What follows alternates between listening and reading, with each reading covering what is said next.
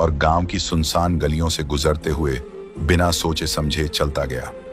रात बहुत गहरी थी, आसमान में आधा चांद था और ठंडी हवा चल रही थी।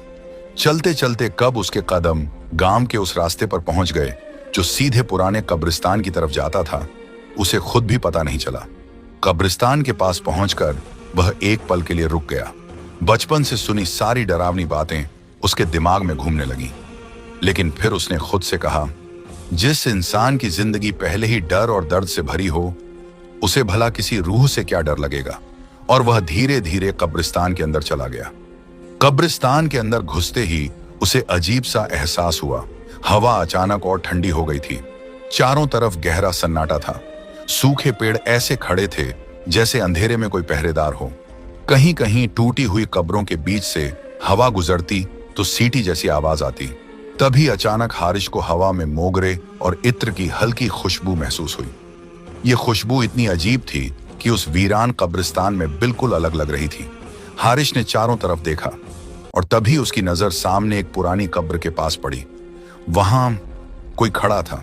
पहले उसे लगा कि शायद अंधेरे का धोखा है, लेकिन जब बादलों के पीछे से चांद निकला और हल्की रोशनी उस जगह पर पड़ी तो उसका दिल जोर से धड़कने लगा। वहां एक लड़की खड़ी थी, लाल दुल्हन के जोड़े में। उसके लंबे काले बाल हवा में धीरे धीरे लहरा रहे थे। हाथों में गहरी मेहंदी थी और पैरों में पायल। लेकिन उसके चेहरे पर जो चीज सबसे ज्यादा साफ दिखाई दे रही थी वह था गहरा दुख। वह धीरे धीरे रो रही थी। उसकी सिसकियां उस सुनसान कब्रिस्तान में साफ सुनाई दे रही थीं। हारिश कुछ पल के लिए वहीं खड़ा रह गया। उसके शरीर में हल्की सिहरन दौड़ गई, लेकिन अजीब बात यह थी कि उसे डर नहीं लगा, बल्कि उसे उस लड़की के लिए दया महसूस हुई। वह धीरे धीरे उसकी तरफ बढ़ा और बोला, तुम कौन हो? लड़की ने धीरे धीरे अपना चेहरा उठाया। उसकी आंखों में इतना दर्द था जैसे उसने सदियों का अकेलापन देखा हो। कुछ पल तक वह बस हारिश को देखती रही। फिर उसने बहुत धीमी आवाज में कहा, तुम्हें यहां नहीं आना चाहिए था। हारिश ने फिर पूछा, तुम कौन हो?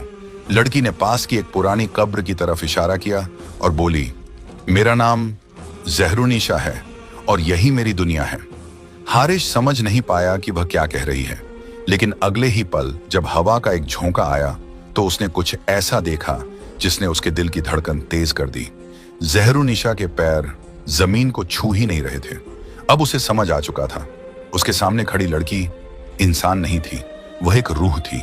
कुछ पल के लिए दोनों के बीच सन्नाटा छा गया। फिर ज़हरुनिशा ने धीमी आवाज में कहा, लौट जाओ मुसाफिर, मेरी दुनिया में आने वाला कोई भी इंसान खुश नहीं रहता। लेकिन हारिश ने उसकी आंखों में देखते हुए कहा,